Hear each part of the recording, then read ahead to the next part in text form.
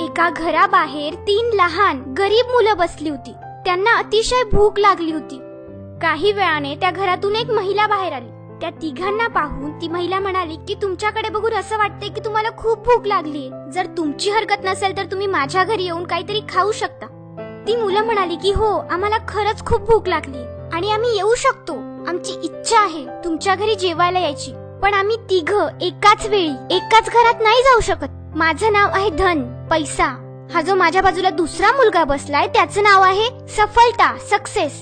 आणि हा जो तिसरा मुलगा आहे ना त्याचं नाव आहे प्रेम, लव. तर तुम्ही आमच्या तिघांमधून कोणाला तरी एकालाच तुमच्या घरी घेऊन जाऊ शकता. बाकीचे 2 जण बाहेरच राहतील. आता तुमची मर्जी आहे की तुम्हाला कोणाला घेऊन जायचंय ते. हे ऐकून ती महिला म्हणाली की मी माझ्या कुटुंबासोबत चर्चा करते आणि मग तुम्हाला सांगते. तिने तिच्या फॅमिलीला येऊन सगळं सांगितलं. तेव्हा तिचा पती म्हणाला आपण पैशाला इन्व्हाइट केला तर तिथे जे धन आहे त्याला आपण बोलवू, म्हणजे आपल्या घरी पैसा येईल आणि आपण आपल्या सगळ्या इच्छा पूर्ण करू शकू. त्यावेळी त्याची वाईफ म्हणाली नाही, याहून चांगलं तर असं आहे की आपण सक्सेसला आपल्या घरी बोलवू, सफलताला आपल्या घरी बोलवू. कारण जिथे सक्सेस आहे, जिथे सफलता आहे, तिथे पैसा आपोआपच येतो ना. त्या दोघांचा हा संवाद चालू असताना शेजारी त्यांची एक छोटी मुलगी बसली होती. ती बोलली की आपण प्रेमाला इन्व्हाइट करूया. जर आपल्या घरी प्रेम येईल तर आपल्या घरात आनंद आपोआपच येऊन जाईल.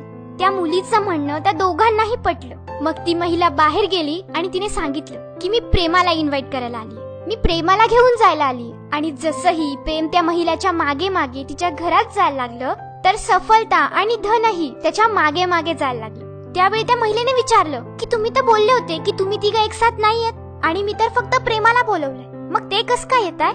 तेव्हा ते बोलले की हीच तुझी परीक्षा होती. कारण जिथे फक्त धन, पैसा यालाच बोलवलं जातं ना, तिथे सफलता आणि प्रेम कधीच जात नाही.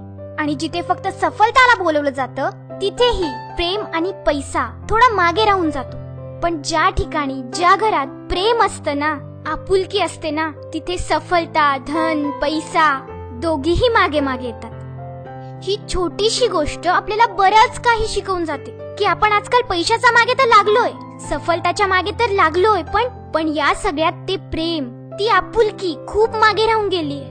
आणि जिथे प्रेमच नाहीये ना, तिथे कितीही पैसा असू द्या, कितीही सक्सेस असू द्या, या सगळ्याचा काहीच उपयोग नसतो. पण जिथे प्रेम असेल ना, तिथे ह्या दोघी गोष्टी आपोआपच येतात. म्हणून कधीही पैसा आणि सफलताच्या मागे इतकेही धावू नका की प्रेम मागे राहून जाईल. तुम्ही धनवान बना, तुम्ही सफल व्यक्ती बना, पण ते बनण्याच्या नादात तुमच्या प्रेमाला मागे सोडू नका. तुमच्या माणसांवरचं तुमचं जे प्रेम आहे ना, ते नेहमी टिकवून ठेवा. आपण बऱ्याच फॅमिलीमध्ये बघतो, बऱ्याच जणांना बघतो की त्यांच्याकडे प्रचंड पैसा असतो, पण ना ते एकमेकांशी नीट बोलतात, ना एकमेकांशी नीट वागतात. मग काय फायदा त्या पैशांचा?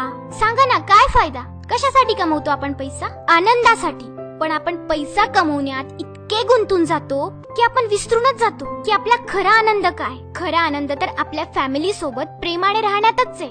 म्हणून कधीही सफलता आणि धनाच्या मागे इतकंही लागू नका की तुमचं प्रेम मागे राहून जाईल.